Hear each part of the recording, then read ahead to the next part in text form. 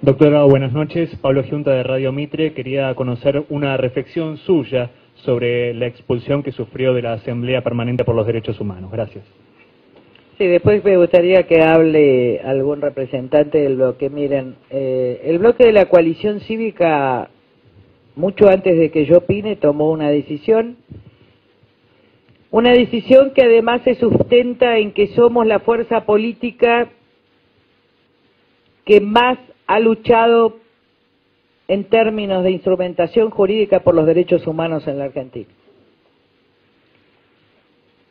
Yo he sido convencional constituyente nacional y corredactora y redactora principal de la jerarquía constitucional de los tratados internacionales en materia de derechos humanos que llevaron a la nulidad de la obediencia debida y punto final.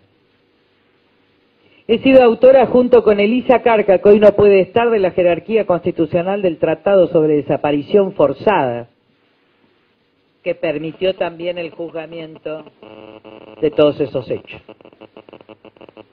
Autora y coautora de la ley sobre la verdad que posibilitaba que las cámaras federales investiguen la verdad. Y en muchísimas oportunidades estuvimos junto a las madres y a las abuelas de Plaza de Mayo, salvo Eve Bonafini, a lo largo de muchísimos años.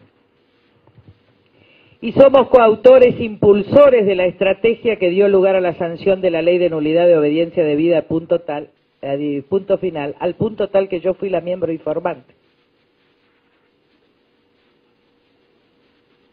Y nosotros creemos que se trata y reconocemos absolutamente el trabajo hecho por años en la búsqueda de la verdad por abuelas de Plaza de Mayo, y nuestra confrontación no está allí. Es una historia muy dolorosa donde se encuentran en pugna la verdad, la búsqueda de la verdad y la integridad personal de los sujetos.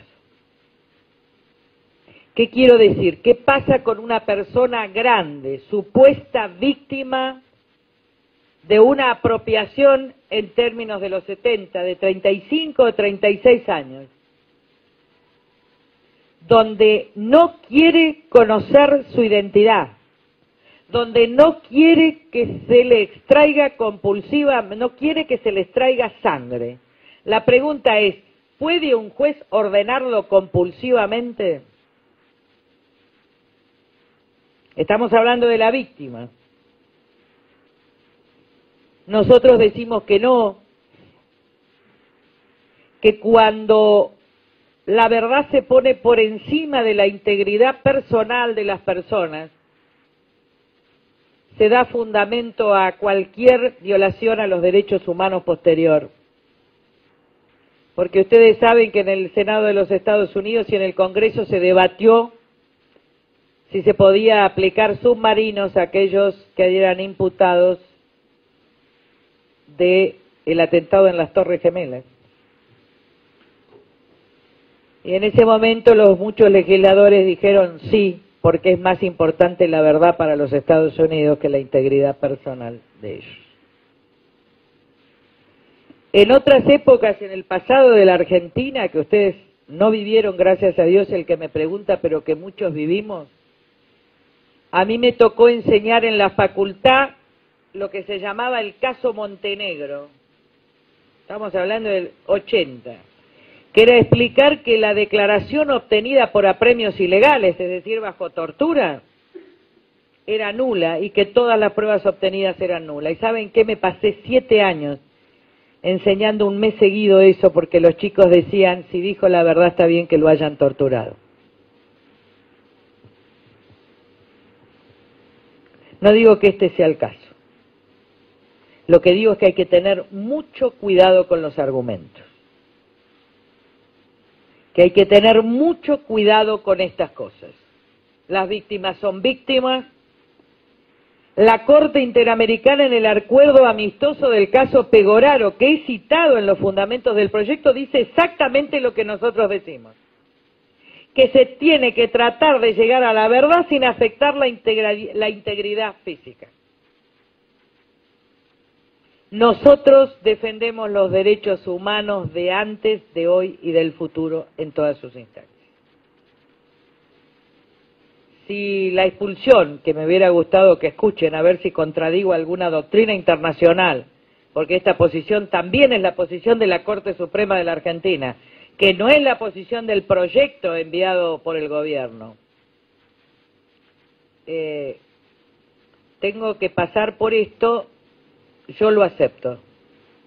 Me llevó a la Asamblea Permanente de Derechos Humanos Alfredo Bravo.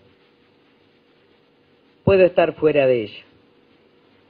Lo que no puedo vivir es fuera de mi conciencia, violando o callando cuestiones que hacen a los derechos humanos esenciales, de muchos.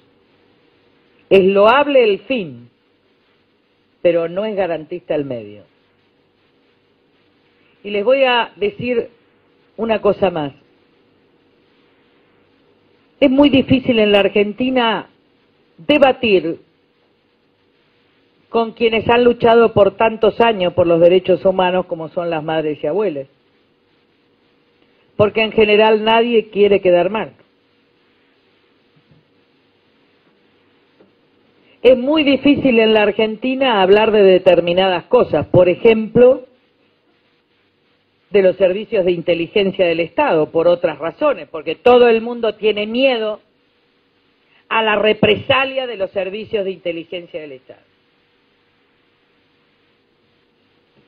Pero el otro día un juez de la Nación me acercó una poesía que él escribió que se llama Pobre País.